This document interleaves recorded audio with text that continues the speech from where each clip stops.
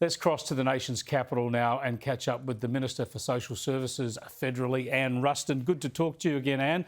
You must be a bit... Hi, Chris. Tell me about your reaction to this interest rate increase. It's being treated as a monumental blow to your re-election campaign.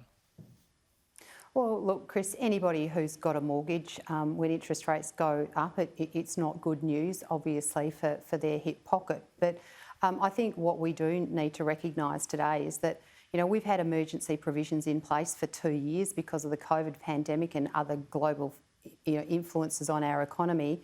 And today it was a recognition by the Reserve Bank that our economy is waking up and it's getting on with being the economy that we want it to be. We want it to grow. I mean, some good news around the fact that the Reserve Bank have acknowledged that we're starting to see wage growth happening. So in a sense, this was something that was always going to happen. We always had to go back to a level of normality, but that doesn't, diminish in any way the impacts of this is going to have on those people with mortgages and the impacts that we've seen from inflation in relation to cost of living pressures, which is why during the budget we were able to make some very significant commitments to relieve cost of living pressures for Australians. We were in a strong position to do that because the economy is growing and it is strong, and we've got a plan to continue to do that into the future. So whilst I don't diminish the impact that mortgage rate increases will have because as a result of increase in interest rates, I think we do need to look at the positives of this, and that is that this is a sign that our economy is getting back to normal. We've got to be realistic. People have been getting money virtually for free, and this is a 0.25% increase. I think people need to be a bit more upbeat about this because it is a return to normality. Isn't the real question here why on earth the Reserve Bank hadn't moved a month, 2 months, even 3 months ago, so that they weren't put in this position of having to make the first significant move during an election campaign? Well, I mean, obviously I respect the independence of the Reserve Bank, and they weigh up a whole heap of different things when they make their decisions in relation to the overnight cash rate. But, I think the thing today that was of most significance and probably played into to what we've seen has been the fact that they are saying that they're seeing wage growth. We obviously saw the inflation figures from a couple of weeks ago. But all of this plays into a growing economy, and so today... Well, just on that, sorry to interrupt you, Anne, but I want to get onto this. Yes, it talks about 3.5% unemployment and wages growth starting to come through, everything that people want to see. And also an impact of this starting to raise interest rates back to normality is going to be to take the heat out of the housing market. Now, so this one little decision today by the Reserve Bank surely will do more for housing affordability than this monumentally stupid policy announced yesterday by Labor, on Sunday by Labor, where they'll actually take a 40% stake in some people's houses.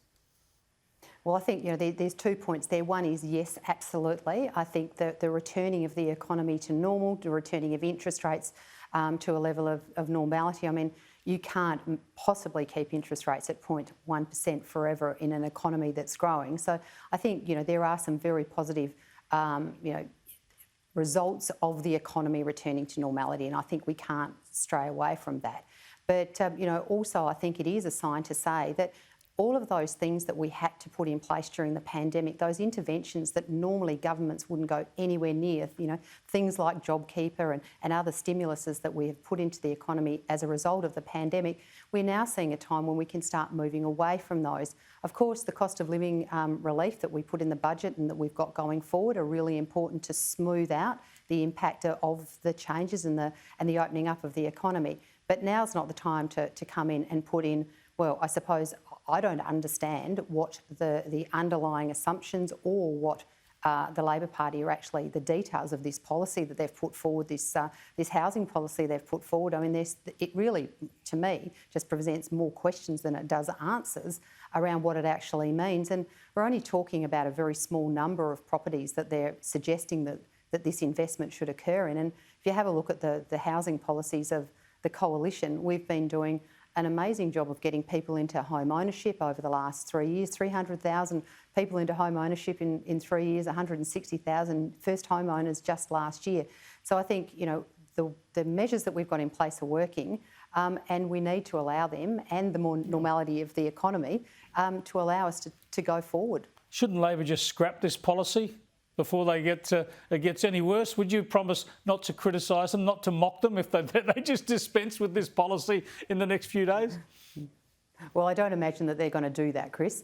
But what I would say is that they do need to explain to the Australian public a little bit more detail about this. You know, what happens if somebody wants to rent their property? What happens if there's an unforeseen death in the family? You know, what happens to the property then? What happens if somebody decides they're going to renovate their property as part of the increase in value of the property of that renovation that's paid for by the individual end up on the bottom line of the Commonwealth budget? I mean, these are some pretty fundamental questions that aren't being answered. And I mean, we saw today that Mr Albanese couldn't even answer questions about his own housing portfolio. So how on earth can he be answering questions about the whole of Australia's housing? Pretty messy. Thanks for joining us, Senator. My pleasure. Thanks, Chris.